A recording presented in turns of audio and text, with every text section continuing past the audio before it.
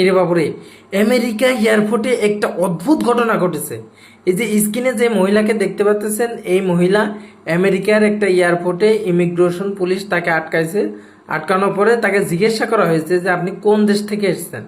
সে এমন একটা দেশের নাম বলেছে যে সে দেশের কোনো অস্তিত্বই এই পৃথিবীতে নেই।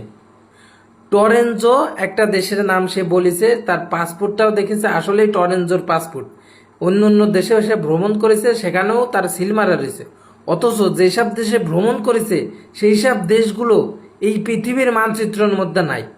আমেরিকার মতো একটা শক্তিশালী দেশ, সোশ্যাল মিডিয়া সোশ্যাল নেটওয়ার্কের এতটা শক্তিশালী দেশ, তারা এই পৃথিবীর পুরো মানচিত্র ঘেটেও এই দেশগুলোর সন্ধান মেলাতে পারে না।